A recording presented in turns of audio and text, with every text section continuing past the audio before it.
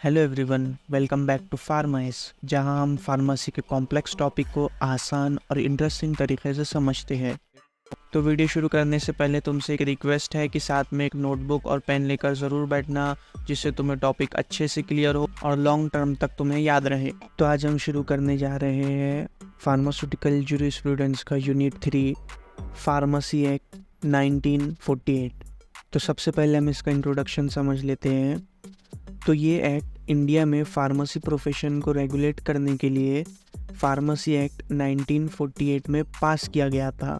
इस एक्ट को 5 चैप्टर्स और 48 सेक्शंस में डिवाइड किया गया है। इस एक्ट में एक मेजर अमेंडमेंट 1976 में की गई थी और माइनर चेंजेस 1959 और 1981 में हुए थे। ये एक्ट पूरे इंडिया में लागू है, जम्मू और कश्मीर स्टेट को छोड़कर। अब हम इसके ऑब्जेक्टिव्स देखते हैं। So first is to provide uniform education and training to those person willing to enter the pharmacy profession. मतलब कि फार्मेसी प्रोफेशन में आने वाले लोगों को एक जैसा यानी कि यूनिफॉर्म एजुकेशन और ट्रेनिंग देना। Second, to maintain control over the person of the pharmacy profession by registering them as a registered pharmacist in every state। मतलब कि फार्मेसी प्रोफेशन में जो लोग काम करते हैं उनका रजिस्ट्रेशन करके उनके ऊपर कंट्रोल रखना, ताकि इस स्टेट में उन्हें रजिस्टर्ड फार्मासिस्ट के रूप में पहचाना जा सके। अब हम इससे रिलेटेड कुछ डेफिनेशंस देखेंगे। ये डेफिनेशन एग्जाम में पूछे जा सकते हैं। So first is central council. इसका मतलब है फार्मेसी काउंसिल ऑफ इंडिया यानी कि पीसीआई, जो फार्मेसी प्रोफेशन को रेगुलेट करने के लिए बनाई गई है। Next is state council. State level पर फार्मेसी काउंसिल को बनाया गया है जो इस एक्ट के तहत काम करती है। इसमें जॉइंट स्टेट फार्मेसी काउंसिल भी शामिल है। Next is central register. Central register ये एक रजिस्टर है जो सेंट्रल काउंसिल यानी पीसीआई के द्वारा मेंटेन किया जाता है, जिसमें रजिस्टर्ड फार्मासिस्ट के नाम लिखे जाते हैं। नेक्स्ट है मेडिकल प्रैक्टिशनर। मेडिकल प्रैक्टिशनर वो पर्सन होता है जिसके पास मेडिकल क्वालिफिकेशन है, जो इंडियन मेडिकल डिग्री एक्ट या इंडियन मेडिकल काउंसिल एक्ट के तहत दी गई है, या जो मेडिकल रजिस्टर में अपना नाम रजिस्टर करवाने के लिए एलिजिबल हो, उसे मेडिकल प्रैक्टिशनर कहा जाता है। नेक्स्ट है रजिस्टर्ड फार्मासिस्ट।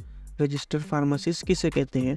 तो ऐसा पर्सन जिसका नाम उस स्टेट के रजिस्टर ऑफ फार्मासिस्ट में लिखा है जहां वो इस समय रहता है या फार्मेसी के प्रोफेशन कर रहा है, उसे रजिस्टर्ड फार्मासिस्ट कहते हैं। नेक्स्ट हम देखेंगे फार्मेसी काउंसिल ऑफ इंडिया यानी कि पीसीआई। तो फार्मेसी काउंसिल ऑफ इंडिया यानी कि पीसीआई को हर 5 साल में सेंट्रल गवर्नमेंट के द्वारा बनाया जाता है और पहली फार्मेसी काउंसिल ऑफ इंडिया 1949 में कंस्टिट्यूट की गई थी। तो अब हम देखेंगे कि फार्मेसी काउंसिल ऑफ इंडिया के मेंबर्स। तो सबसे पहले इलेक्टेड मेंबर्स। इलेक्टेड मेंबर्स का मतलब वो मेंबर्स जो इलेक्शन के ज़रिए अपनी पोजीशन पर आते हैं। तो इसमें 6 इलेक्टेड मेंबर्स होते हैं, जिसमें से कम 4 टीचर्स को यूजीसी के द्वारा चुना जाता है। यूजीसी का मतलब है यूनिवर्सिटी ग्रांट कमीशन, और इसका मेन रोल है क्वालिटी एजुकेशन इंश्योर करना, यूनिवर्सिटीज़ और कॉलेजेस के डेवलपमेंट के लिए पॉलिसीज़ और गाइडलाइंस इम्प्लीमेंट करना। एक मेंबर जो मेडिकल काउंसिल ऑफ इंडिया के ज़रिए चुना जाता है और एक मेंबर स्टेट फार्मेसी काउंसिल के द्वारा चुना जाता है, और वो एक रजिस्टर्ड फार्मासिस्ट होना चाहिए। तो टोटल 6 मेंबर, जिसमें से 4 टीचर्स होते हैं जो यूजीसी के ज़रिए इलेक्टेड किए जाते हैं, और 1 member medical council of India के ज़रिए चुना जाता है, और 1 मेंबर स्टेट फार्मेसी काउंसिल के द्वारा चुना जाता है। अब देखते हैं नॉमिनेटेड मेंबर्स। तो सबसे पहले हम नॉमिनेटेड मेंबर्स ये क्या होते हैं इसका मतलब समझते हैं। तो नॉमिनेटेड मेंबर्स का मतलब वो मेंबर्स जो इलेक्शन के ज़रिए नहीं बल्कि किसी अथॉरिटी जैसे कि सेंट्रल गवर्नमेंट या स्टेट गवर्नमेंट के द्वारा डायरेक्टली अपॉइंट किए जाते हैं। तो 6 मेंबर जो सेंट्रल गवर्नमेंट के द्वारा नॉमिनेट किए जाते हैं, जिसमें से कम 4 लोग फार्मेसी में डिग्री या डिप्लोमा रखते हो, उन्हें नॉमिनेट किया जाता है। और एक रिप्रेजेंटेटिव जो यूजीसी से हो और एक रिप्रेजेंटेटिव AICTE से हो। AICTE का मतलब all India council for technical education. ये इंडिया में टेक्निकल एजुकेशन जैसे कि इंजीनियरिंग, टेक्नोलॉजी, मैनेजमेंट, फार्मेसी, इन सब की डेवलपमेंट और रेगुलेशन के लिए रिस्पॉन्सिबल है। और एक रजिस्टर्ड फार्मासिस्ट जो नॉमिनेट होता है स्टेट गवर्नमेंट से। अब देखते हैं ex officio member. Ex officio member का मतलब है वो मेंबर्स जो अपने ऑफिशियल रोल्स की वजह से फार्मेसी काउंसिल ऑफ इंडिया के मेंबर्स होते हैं बिना इलेक्शन या नॉमिनेशन प्रोसेस के। इसमें 3 मेंबर्स होते हैं। पहला है director general of health service. ये पर्सन सेंट्रल गवर्नमेंट के हेल्थ सर्विसेज का चीफ होता है। सेकंड पर्सन होता है director of central drug laboratory. Central drug laboratory के डायरेक्टर जो ड्रग टेस्टिंग और रिसर्च में काम करता है। नेक्स्ट है drug controller of India. India का ड्रग कंट्रोलर जो कंट्री में ड्रग के प्रोडक्शन और डिस्ट्रीब्यूशन को रेगुलेट करता है। अब देखते हैं functions of pharmacy council of India, यानी कि फार्मेसी काउंसिल ऑफ इंडिया के क्या फंक्शंस होते हैं या ये क्या काम करती है। तो पहला, रजिस्टर्ड फार्मासिस्ट बनने के लिए मिनिमम एजुकेशन स्टैंडर्ड प्रिस्क्राइब करना, यानी जो पर्सन रजिस्टर्ड फार्मासिस्ट बनना चाहता है उसके लिए ज़रूरी एजुकेशन स्टैंडर्ड्स तय करना। सेकेंड है इंस्टीट्यूशन के इंस्पेक्शन करके इंश्योर करना कि वो मिनिमम एजुकेशनल स्टैंडर्ड्स फॉलो कर रहे हैं या नहीं, ताकि एजुकेशन की क्वालिटी मेंटेन हो सके। नेक्स्ट है फार्मेसी एक्ट 1948 के स्कोप के बाहर, यानी इंडिया की टेरिटरी के बाहर जो फार्मेसी क्वालिफिकेशन दी जाती है उन्हें रिकॉग्नाइज करना, ताकि उन क्वालिफिकेशन के रजिस्ट्रेशन के लिए वैलिड माना जा सके। फिर नेक्स्ट फंक्शन है कि सभी रजिस्टर्ड फार्मासिस्ट के नाम एक सेंट्रल रजिस्टर में लिखना और उस रजिस्टर को मेंटेन करना। इस रजिस्टर में उन सभी लोगों के नाम होंगे जो ऑफिशियली फार्मासिस्ट के रूप में रजिस्टर्ड है। ये registered pharmacy council of India के द्वारा मेंटेन किया जाता है। तो ये थे फंक्शंस ऑफ PCI के। तो अब देखते हैं एजुकेशन रेगुलेशन फॉर फार्मेसी। तो फार्मेसी काउंसिल ऑफ इंडिया यानी कि PCI ने एक मिनिमम स्टैंडर्ड तय किया है जो एक फार्मासिस्ट बनने के लिए ज़रूरी है। तो इन मिनिमम स्टैंडर्ड्स को एजुकेशन रेगुलेशन कहा जाता है, जो ये प्रिस्क्राइब करते हैं। फर्स्ट, मिनिमम क्वालिफिकेशन जो फार्मेसी कोर्स में एडमिशन के लिए चाहिए। सेकंड, कोर्स की ड्यूरेशन यानी कितने समय तक पढ़ाई और ट्रेनिंग करनी होगी। थर्ड, प्रैक्टिकल ट्रेनिंग का नेचर और पीरियड जो कोर्स ख़त्म होने के बाद करना ज़रूरी होता है। फोर्थ, एग्जामिनेशन के सब्जेक्ट्स और उनका स्टैंडर्ड, यानी किन सब्जेक्ट में एग्ज़ाम लेना होगा और उनका डिफ़िकल्टी लेवल क्या होगा। फिफ्थ, फैसिलिटीज़ जो किसी इंस्टीट्यूशन को प्रोवाइड करनी होंगी ताकि एग्ज़ाम प्रैक्टिकल ट्रेनिंग अच्छे से हो सके।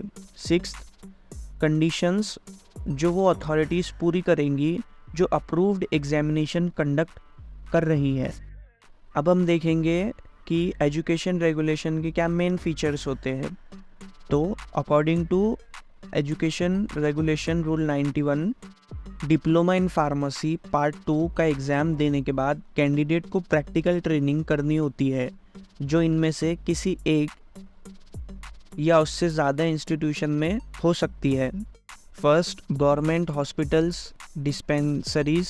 Second, other hospital dispensaries recognised by PCI. Third, licensed pharmacy, chemist and druggist shop. Fourth, licensed drug manufacturing units. Practical training कम से कम 500 आवर्स की होनी चाहिए, जो कम से कम 3 महीने के दौरान पूरी करनी होती है.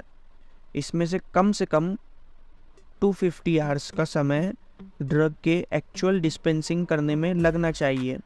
ये एजुकेशन रेगुलेशन सेंट्रल गवर्नमेंट के द्वारा अप्रूव्ड किया जाता है ताकि यूनिफॉर्मिटी और स्टैंडर्ड मेंटेन हो सके. तो अब हम देखेंगे कि जो इंस्टीट्यूशन फार्मेसी प्रोफेशन के लिए कोर्स ऑफ स्टडी और एग्जामिनेशन प्रोवाइड करता है उसके लिए क्या अप्रूवल होते हैं. तो सबसे पहले एप्लीकेशन बाय इंस्टीट्यूट, यानी कि इंस्टीट्यूट के द्वारा क्या एप्लीकेशन दी जाती है. तो अगर कोई इंस्टीट्यूशन फार्मेसी कोर्स ऑफर करना चाहता है तो उसे फार्मेसी काउंसिल ऑफ इंडिया यानी कि PCI को एप्लीकेशन देनी होती है. जैसे कि अभी आप जो फार्मेसी कॉलेज में पढ़ते हो तो सबसे पहले कॉलेज को PCI को एप्लीकेशन देनी होती है, तो फिर इसके बाद इंस्पेक्शन होता है PCI के ज़रिए. तो इसमें PCI अपने इंस्पेक्टर को इंस्टीट्यूशन का इंस्पेक्शन करने के लिए भेजता है ताकि ये चेक कर सके कि इंस्टीट्यूशन के पास ट्रेनिंग और एग्जामिनेशन के लिए ज़रूरी फैसिलिटीज़ है या नहीं. और जो इंस्पेक्टर होता है तो इंस्पेक्टर इंस्टीट्यूशन को इंस्पेक्ट करता है और फिर इंस्पेक्टर अपनी रिपोर्ट PCI को देता है जिसमें इंस्टीट्यूट की फैसिलिटीज़ के बारे में बताया जाता है. फिर PCI के द्वारा इंस्टीट्यूशन को अप्रूवल मिलता है. अगर इंस्टीट्यूशन के कोर्स और एग्जामिनेशन को अप्रूवल मिल जाता है तो उस कोर्स को फार्मासिस्ट बनने के लिए क्वालिफाइंग माना जाता है.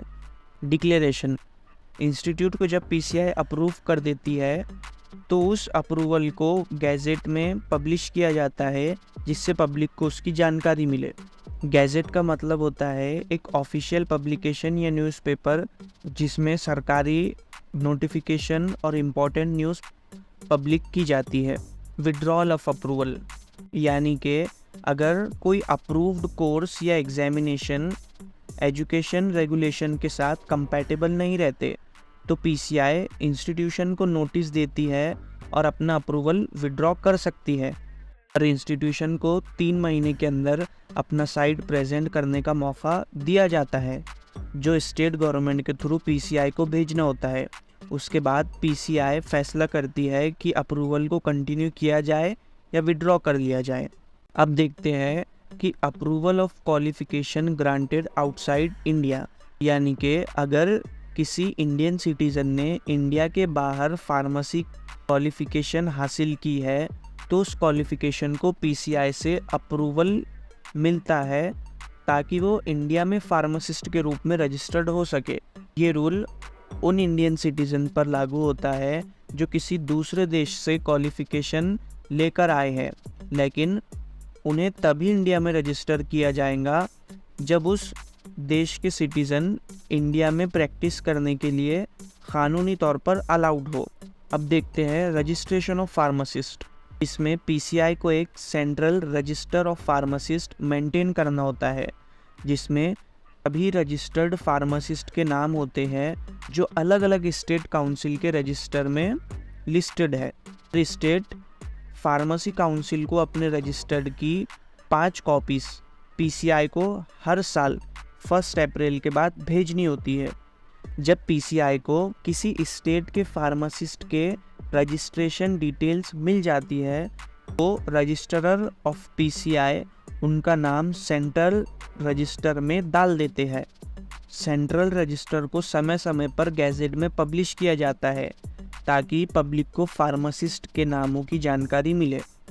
अब देखेंगे कि state and joint state pharmacy council. तो स्टेट फार्मेसी काउंसिल हर स्टेट के लिए फार्मेसी एक्ट के तहत उस स्टेट की गवर्नमेंट के द्वारा बनाई जा सकती है. अगर 2 या 2 से ज़्यादा स्टेट्स मिलकर अपने फार्मासिस्ट की ज़रूरत को पूरा करना चाहे तो वो जॉइंट फार्मेसी काउंसिल भी बना सकती है। तो अब देखते हैं कि state and joint state pharmacy council कैसे बनती है या इस कंपोजिशन कैसे होता है। तो सबसे पहले देखते हैं स्टेट फार्मेसी काउंसिल।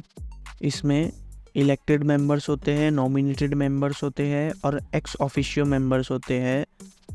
तो सबसे पहले इलेक्टेड मेंबर्स, तो 6 मेंबर्स जो खुद रजिस्टर्ड फार्मासिस्ट होते हैं और अपने आप को इलेक्ट करते हैं, और एक मेंबर जो मेडिकल काउंसिल ऑफ स्टेट के मेंबर में से सेलेक्ट किया जाता है।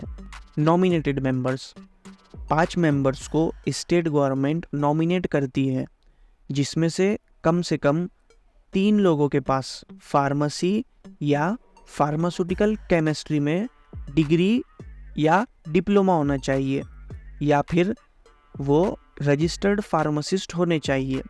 एक्स ऑफिशियो मेंबर्स, इसमें होते हैं स्टेट के चीफ एडमिनिस्ट्रेटिव मेडिकल ऑफिसर और स्टेट के ड्रग कंट्रोलर एडमिनिस्ट्रेशन के ऑफिसर इंचार्ज और स्टेट के गवर्नमेंट एनालिस्ट। और अगर एक से ज़्यादा एनालिस्ट हो तो स्टेट गवर्नमेंट किसी एक को अपॉइंट कर सकती है। और अब देखते हैं जॉइंट स्टेट फार्मेसी काउंसिल का कंपोजिशन। तो इसमें भी इसी तरह होते हैं इलेक्टेड मेंबर्स, नॉमिनेटेड मेंबर्स और एक्स ऑफिशियो मेंबर्स। तो सबसे पहले देखते हैं इलेक्टेड मेंबर्स। तो इसमें 6 मेंबर्स जो हर पार्टिसिपेटिंग स्टेट के रजिस्टर्ड फार्मासिस्ट के बीच से इलेक्ट किया जाता है, और एक मेंबर जो medical council of the state के मेंबर्स में से इलेक्ट किया जाता है। नॉमिनेटेड मेंबर्स, तो इसमें हर पार्टिसिपेटिंग स्टेट गवर्नमेंट 2 से 4 मेंबर्स नॉमिनेट करती है, जिसमें ज़्यादा से ज़्यादा लोग रजिस्टर्ड फार्मासिस्ट होने चाहिए या फिर फार्मेसी या फार्मास्यूटिकल केमिस्ट्री में डिग्री या डिप्लोमा उनके पास होना चाहिए। एक्स ऑफिशियो मेंबर्स, तो इसमें होते हैं हर पार्टिसिपेटिंग स्टेट के चीफ एडमिनिस्ट्रेटिव मेडिकल ऑफिसर और हर पार्टिसिपेटिंग स्टेट के ड्रग कंट्रोलर एडमिनिस्ट्रेशन का ऑफिसर इंचार्ज, और एक हर पार्टिसिपेटिंग स्टेट का गवर्नमेंट एनालिस्ट। तो ये जो काउंसिल्स होती है तो फार्मासिस्ट की रजिस्ट्रेशन, एजुकेशन और प्रोफेशनल स्टैंडर्ड्स जो होती है तो उनको रेगुलेट करने के लिए बनाई जाती है। अब इसके बाद हम देखेंगे कि फंक्शंस क्या होते हैं स्टेट फार्मेसी काउंसिल्स के और जॉइंट स्टेट फार्मेसी काउंसिल के। तो सबसे पहले इंस्पेक्शन बाय स्टेट काउंसिल्स। तो इसमें स्टेट और जॉइंट स्टेट फार्मेसी काउंसिल अपनी रिस्पेक्टिव स्टेट गवर्नमेंट की परमिशन से प्रिस्क्राइब्ड क्वालिफिकेशन वाले काफ़ी इंस्पेक्टर को अपॉइंट कर सकते हैं। इन इंस्पेक्टर्स के फंक्शन होते हैं जैसे ऐसे प्रीमाइसेस की इंस्पेक्शन करना जहां ड्रग्स कंपाउंड या डिस्पेंस्ड की जा रही हो, और सेकंड फंक्शन ये है कि ये पता लगाना कि क्या ड्रग्स का कंपाउंडिंग या जो डिस्पेंसिंग हो रही है वो रजिस्टर्ड फार्मासिस्ट के द्वारा की जा रही है या नहीं। और इसका फंक्शन होता है कि जो कोई भी कंप्लेन जो फार्मेसी एक्ट के वायलेशन के बारे में आई हुई है उसकी इन्वेस्टिगेशन करना, उसको पता लगाना। और इसका काम होता है कि स्टेट काउंसिल की एग्जीक्यूटिव कमेटी के डायरेक्शन पर कानूनी कार्रवाई शुरू करना, प्रोसिक्यूशन करना यानी कि कानूनी कार्रवाई करना। और इसका फंक्शन होता है कि और भी वो पावर्स एक्सरसाइज करना जो एक्ट के प्रोविज़न को इन्फोर्स करने के लिए ज़रूरी हो सकती है। देखते हैं registration of pharmacist. Her state का पहला register of pharmacist state government के द्वारा चुना जाता है। उसके बाद स्टेट फार्मेसी काउंसिल को ये जिम्मेदारी होती है कि पहला और बाद के रजिस्टर्स मेंटेन करे जिसमें फार्मासिस्ट के नाम इंक्लूड किए जाए। हर साल जून के एंड से पहले स्टेट काउंसिल को सेंट्रल काउंसिल को, मतलब कि जो स्टेट काउंसिल होती है उसको सेंट्रल काउंसिल को एक ऐसी रकम देनी होती है जो पीसीआई के द्वारा प्रिस्क्राइब्ड फीस का 1/4 हिस्सा हो, जो उन 12 महीने के ड्यूरेशन में लगाई गई थी, जो 31 मार्च के बाद ख़त्म होती है। तो अब हम देखेंगे कि जो रजिस्टर्ड होता है फार्मासिस्ट का, उसमें क्या क्या होता है या उसमें क्या इंक्लूड किया जाता है, वो रजिस्टर में क्या क्या लिखा जाता है बेसिकली वो हम देखेंगे। तो इसमें रजिस्टर ऑफ फार्मासिस्ट एक ऐसी लिस्ट होती है जिसमें रजिस्टर्ड फार्मासिस्ट की डिटेल्स होती है। इस रजिस्टर में ये पर्टिकुलर इंक्लूड होते हैं, जैसे कि सबसे पहले होता है रजिस्टर्ड पर्सन। जो रजिस्टर्ड पर्सन है यानी कि जो रजिस्टर्ड फार्मासिस्ट है उसका पूरा नाम और रेसिडेंशियल एड्रेस, फिर उसकी पहली बार रजिस्टर में एंट्री का डेट कि कब वो रजिस्टर्ड हुआ था, उसकी डेट, और उसके पास जो क्वालिफिकेशन है उसने क्या किया है, जैसे कि बी फार्म, डी फार्म, जो रजिस्ट्रेशन के लिए ज़रूरी होती है वो लिखनी पड़ती है उस रजिस्टर में।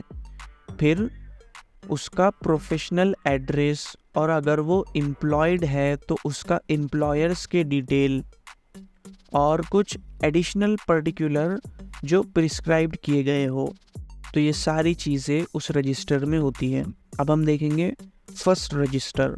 फर्स्ट रजिस्टर का मतलब है पहला ऑफिशियल रिकॉर्ड जो स्टेट गवर्नमेंट द्वारा बनाया जाता है, जिसमें उन सभी लोगों के नाम दर्ज होते हैं जो फार्मेसी प्रोफेशन में रजिस्टर्ड फार्मासिस्ट के रूप में पहली बार इंक्लूड किए होते हैं।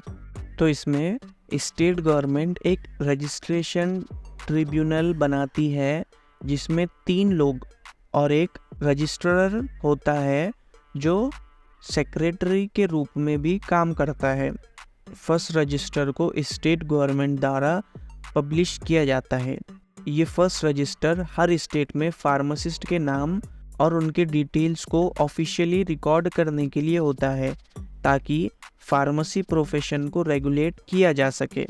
तो अब हम देखेंगे कि qualification for entry of a person into first resistor, यानी कि फर्स्ट रजिस्टर में किसी पर्सन का नाम तभी डाला जा सकता है जब उसके पास ये क्वालिफिकेशन हो, जैसे उसकी उम्र 18 साल से ज़्यादा होनी चाहिए और उसके पास डिग्री या डिप्लोमा हो फार्मेसी या फार्मास्यूटिकल केमिस्ट्री में, या फिर किसी इंडियन यूनिवर्सिटी या स्टेट गवर्नमेंट का केमिस्ट या ड्रगिस्ट का डिप्लोमा हो, और उसके पास इंडियन यूनिवर्सिटी का डिग्री हो जो फार्मेसी या फार्मास्यूटिकल केमिस्ट्री से अलग हो, और उसने कम से कम 3 साल एक्सपीरियंस लिया हो किसी हॉस्पिटल, डिस्पेंसरी या ऐसी जगह पर जहां ड्रग्स रेगुलरली डिस्पेंस्ड किए जाते हो, और उसने स्टेट गवर्नमेंट के द्वारा रिकॉग्नाइज्ड एग्जामिनेशन पास किया हो जो कंपाउंडर्स या डिस्पेंसर के लिए एडुकेट माना गया हो, या फिर उसका एक्सपीरियंस हो ड्रग्स को कंपाउंड डिस्पेंस करने का किसी हॉस्पिटल, डिस्पेंसरी या ऐसी जगह पर जहां ड्रग्स रेगुलरली डिस्पेंस्ड किए जाते हैं मेडिकल प्रैक्टिशनर के प्रिस्क्रिप्शन पर, या फिर उसके पास कम से कम 5 साल का एक्सपीरियंस हो कंपाउंडिंग, डिस्पेंसिंग का किसी हॉस्पिटल या डिस्पेंसरी में।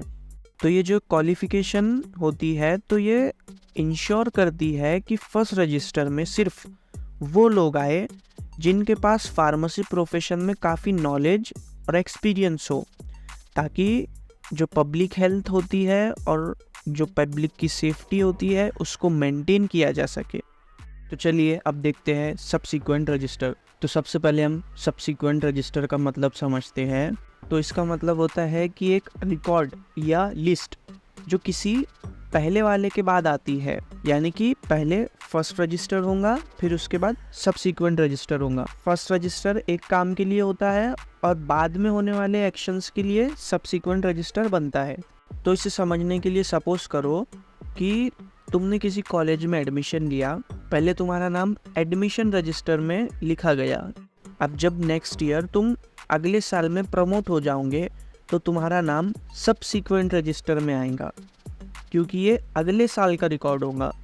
मतलब कि पहले फर्स्ट रजिस्टर में नाम आएगा, फिर उसके बाद अगले साल से सबसीक्वेंट रजिस्टर में नाम आएगा।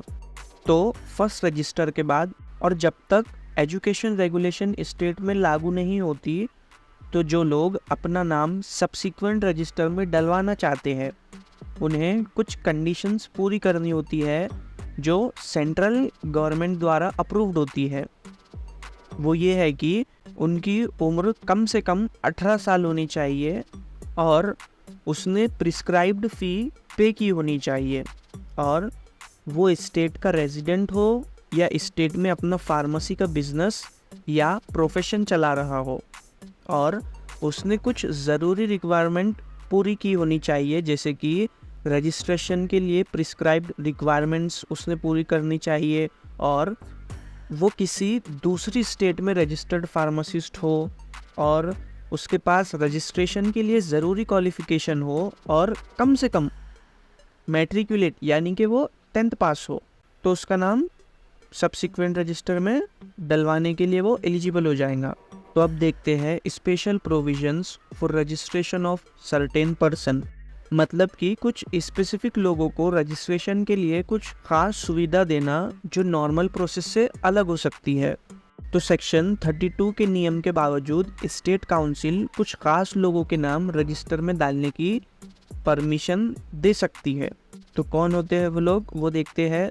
तो सबसे पहले डिस्प्लेस्ड पर्सन, जिन्हें अपना घर या जगह छोड़नी पड़ी हो, यानी कि जो 4 मार्च 1948 से पहले फार्मेसी का बिजनेस या प्रोफेशन अपनी लाइफ के मेन रिसोर्स के रूप में चला रहे थे, और जो सेक्शन 31 के रजिस्ट्रेशन के कंडीशंस पूरी करते हैं, और इंडियन सिटीजन्स जो इंडिया के बाहर किसी देश में फार्मेसी का बिजनेस या प्रोफेशन चला रहे थे और जो सेक्शन 31 के रजिस्ट्रेशन के कंडीशन को पूरा करते हैं, और ऐसे लोग जो उन एरियाज़ में रहते थे जो बाद में इंडिया का हिस्सा बन गए और जो सेक्शन 31 के रजिस्ट्रेशन के कंडीशन को पूरा करते हैं। ये स्पेशल प्रोविजंस उन लोगों के लिए है जो कुछ स्पेशल सर्कमस्टेंसेस में अपनी जगह या देश छोड़कर आए हैं, या जो इंडियन टेरिटरी में बदलाव के कारण नए एरियाज़ में आ गए हैं और उनके पास फार्मेसी प्रोफेशन का एक्सपीरियंस और ज़रूरी क्वालिफिकेशन है।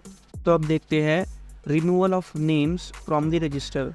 मतलब कि फार्मासिस्ट रजिस्टर होता है तो उसमें से फार्मासिस्ट का नाम निकाल दिया जाता है। क्यों, वो हम देखेंगे। तो इसमें स्टेट काउंसिल की एग्जीक्यूटिव कमेटी किसी रजिस्ट्रेटेड फार्मासिस्ट का नाम रजिस्टर से हटा सकती है अगर उसका नाम गलती से इंटर हो गया हो, या उसने गलत जानकारी दी हो, या ज़रूरी बात को छुपा दिया हो, तो उसका नाम रजिस्टर्ड फार्मासिस्ट से निकाल दिया जाता है। और अगर वो किसी प्रोफेशन से जुड़े हुए अपराध में दोषी पाया गया हो, यानी कि अगर वो कोई जुर्म करता है किसी प्रोफेशन में, तो उसका नाम रजिस्टर से भी निकाल दिया जाता है।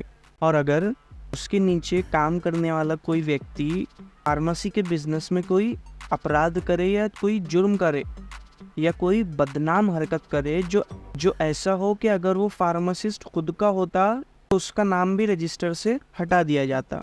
तो अब देखते हैं प्रिंटिंग ऑफ रजिस्टर्स, यानी कि रजिस्टर्स की प्रिंटिंग जिसमें फार्मासिस्ट के नाम लिखे जाते हैं। तो इसको देखते हैं। तो इसमें रजिस्टर्स का प्रिंट किया जाना शुरू होता है 1 अप्रैल से। फार्मेसी अमेंडमेंट एक्ट 1959 के आने के बाद हर साल 1 अप्रैल के बाद रजिस्टर का रीप्रिंटिंग होता है, जिसमें नए अपडेट्स दिखाए जाते हैं।